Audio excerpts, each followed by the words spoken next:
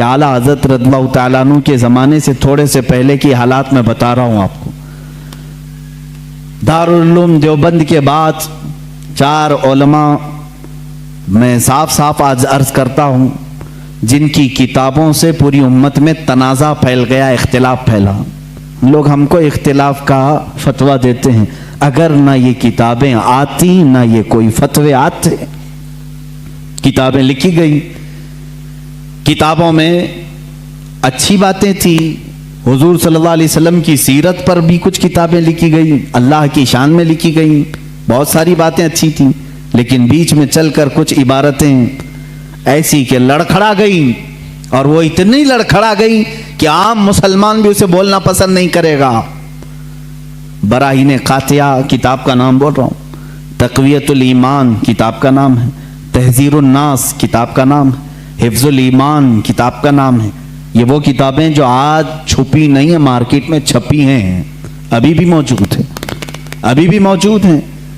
انہی کتابوں کی عبارات کی وجہ سے ہی تو یہ تنازع پھیلا پورے امت میں، اختلافات. اہل سنت و جماعت متحدہ متفقہ ایک ہی جماعت تھی بر صغیر میں. ان کتابوں کے آنے کے بعد ہوا کیا؟ ایک کتاب میں لکھا گیا اللہ جھوٹ بول سکتا ہے. نئی بات تھی. اس بات پر آج تک امت نے کبھی کسی بھی شیخ کسی بھی بزرگ سلف صالحین سے مجھے عبارت لا کر کے دکھاؤ اس سے پہلے کوئی بات ہوئی تھی. پھر ایک کتاب میں عقیدہ توحید کو بیان کرتے ہوئے مولوی اسماعیل دہلوی صاحب نے یہ تک لکھ دیا حضور صلی اللہ تعالیٰ علیہ وسلم کا خیال نماز میں آنا گدھے اور بیل کے خیال سے بدتر ہے. یہ نئی بات تھی کہ نہیں تھی؟ اور جا کر کے کراس ویریفیکیشن کر لینا، اگر میں جھوٹ بولوں تو میرا جبہ پکڑ لینا اور جو سزا دے سکتے ہو دو. میں یہ لفاظی نہیں کر رہا ہوں اور نہ پھکائی کر رہا ہوں، یہ جملے آج کتاب میں موجود ہیں. تقویت الایمان میں حفظ الایمان کتاب آئی، اس میں مولوی اشرف علی صاحب نے حضور صلی اللہ تعالیٰ علیہ وسلم کے علم غیب پر بحث کرتے کرتے یہ کہہ دیا حضور کے علم غیب کی کیا تخصیص یعنی ان کی کیا خصوصیت ہے. اتنا علم غیب تو زید کو، پاگلوں کو، بچوں کو، بلکہ جانوروں کو بھی حاصل ہے. شیطان کا علم غیب تو قرآن سے ثابت ہے. انہوں نے کہا شیطان کا علم غیب قرآن سے ثابت ہے، حضور صلی اللہ علیہ وسلم کے علم غیب کی کیا خصوصیت ہے؟ یعنی برابر ہو گئے. شیطان کو جتنا علم ہے اتنا ہی محمد صلی اللہ علیہ وسلم کو ہے. میرے عزیزو، کیا یہ باتیں دل پر نہیں لگتی مسلمانوں کے؟ یہ عبارتیں آئی، کتابوں میں لکھی گئی، اور بڑا فتنہ یہاں سے بھی ہوا مولوی قاسم نانوتوی صاحب کی کتاب سے کہ انہوں نے یہ بھی لکھا کہ بالفرض بعد زمانے نبی کے اگر کوئی دوسرا نبی پیدا ہو گیا تو حضور کے خاتم النبیین ہونے میں کوئی فرق نہیں آئے گا. یعنی کوئی دوسرا نبی پیدا ہو سکتا ہے، اگر ہو گیا اگر مگر کی بات ہی چھوڑو. جب حضور نے 1400 سال پہلے کہہ دیا، فرما دیا کہ میرے بعد کوئی نبی نہیں ہو سکتا تو نہیں ہوگا. آپ کتاب میں یہ نئی بات لکھنے کی کیوں ضرورت پیش کی؟ آپ کو کیوں ضرورت پیش آئی کہ اگر اب کے زمانے میں بھی کوئی نبی آئے گا تو حضور کے خاتم النبیین ہونے میں کوئی فرق نہیں آئے گا؟ تو آپ کی اس بات سے پتہ نہیں کتنے محلوں میں کہاں کوئی نبی ہونے کا اعلان کر دے گا. عزیزان گرامی وقار، یہ کتابیں پورا کا پورا ہندوستان ایک کھلبلی مچا چکی تھی، کوہرام بپا تھا، تنازعات میں گھر گئے. قادیانی اپنے نبی ہونے کا اعلان کر رہا ہے، ادھر ایک نیچری فرقہ ہے علی گڑھ سے جو قرآن کے معجزات کا انکار، حسیات کو صرف ماننے والا، نیچر کو صرف ماننے والا اور مغیبات کو نہیں تسلیم کرنے والا، اور ایک طرف عظمت رسالت صلی اللہ تعالیٰ علیہ وسلم پر، رسول کریم صلی اللہ تعالیٰ علیہ وسلم کے متعلق یہ سارے جملے آ رہے ہیں. چلو 100 سال کا عرصہ گزر گیا، آج بھی میں دعوت دیتا ہوں، آج تو سوشل میڈیا کا زمانہ ہے، میری یہ دعوت قبول کریں علماء دیوبند یا جو بھی. میں آپ سے इत्तिहाद कर लूंगा, सीने से सीना लगा लूं, लेकिन सिर्फ ये बातों से तुम इनकार कर दो और कहो कि वही इश्क़ रिसालत हमारे अंदर है जो सैयदना अबू बकर सिद्दीक में था, सैयदना उमर फारूक में था, उस्मान इब्न अफ़्फ़ान में था, हैदर कर्रार में था, रिज़वानुल्लाहि ताला अलैहिम अजमाइन। जो मशाइख़ अहले सुन्नत ने हमें मोहब्बत रसूल और ताज़ीम रसूल सिखाया है, उसी पर हमारा इत्तेफाक है। आओ, मैं सीने से सीना लगाने को तैयार हूँ। हम कौन सा इख्तिलाफ चाहते हैं आपसे? हम कौन सा इख्तिलाफ चाहते हैं?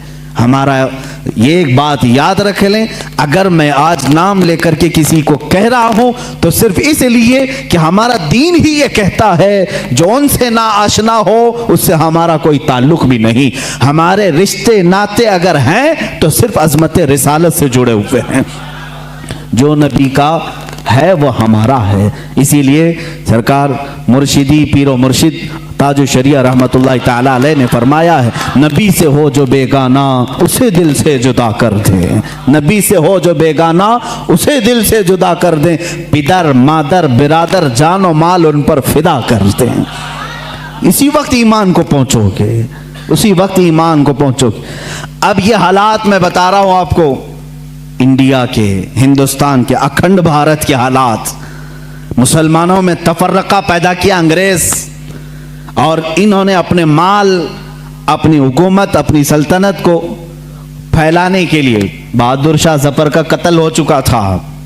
उसके बाद उलमाए हक ने महसूस कर लिया कि अंग्रेज दरमियाने उम्मत तफर्रका डालकर अपनी कुर्सी संभालने की कोशिश कर रहा है।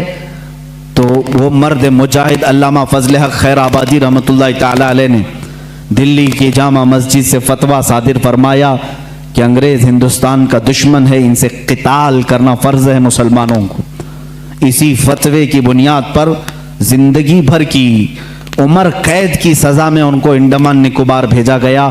वहीं पर उनकी वफ़ात हुई। आज मज़ार भी उनका जज़ीरा अंडमान में है।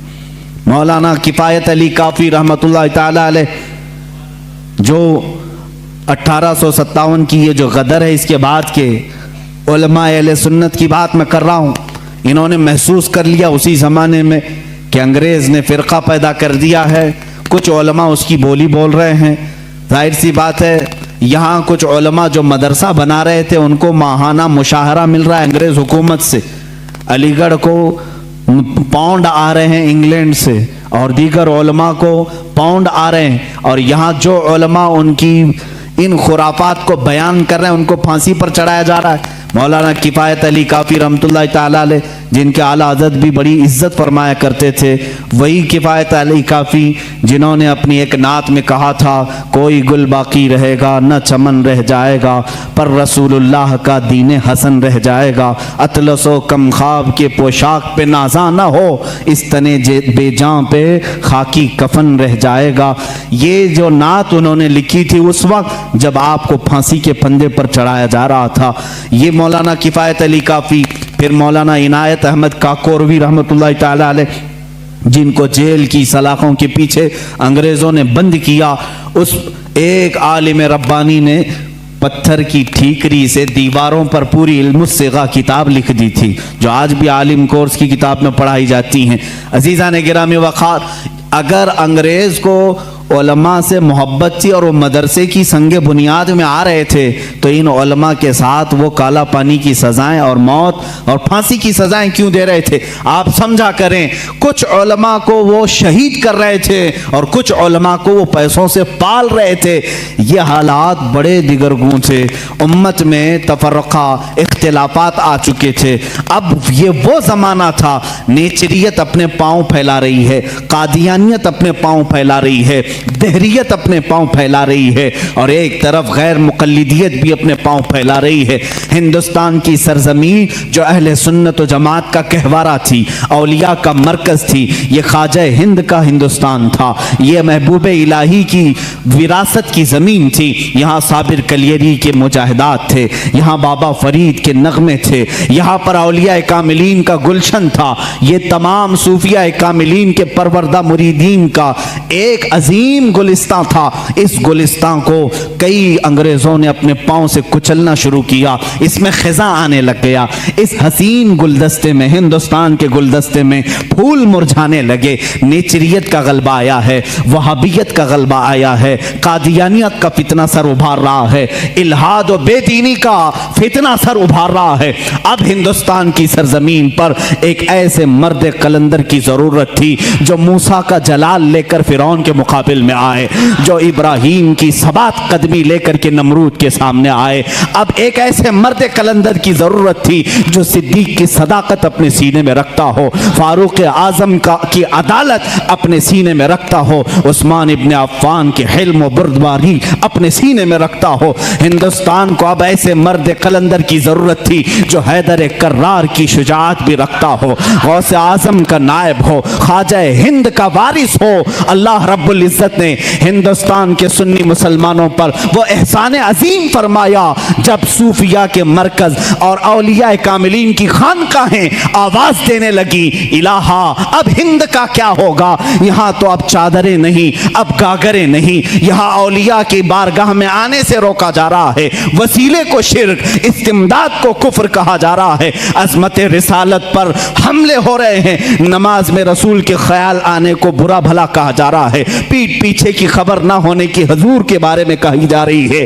الہا اب کون اس دین کا وارث ہوگا, جانشین ہوگا, محافظ ہوگا, نگہبان ہوگا.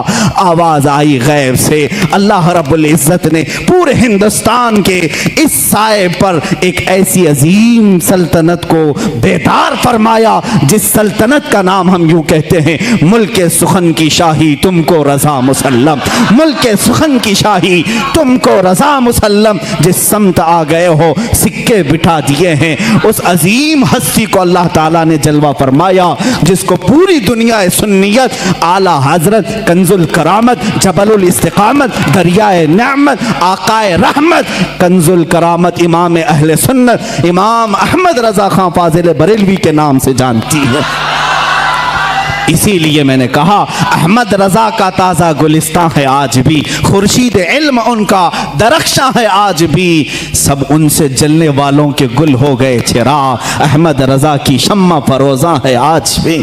عزیزان گرامی, اس امام اہل سنت فاضل بریلوی کی جس گھر میں ولادت باسعادت ہوئی وہ عام گھرانہ نہیں تھا, علمی گھرانہ تھا, بزرگوں کا گھرانہ تھا, تقوی و پرہیزگاری کے شعار رکھنے والوں کا گھرانہ تھا.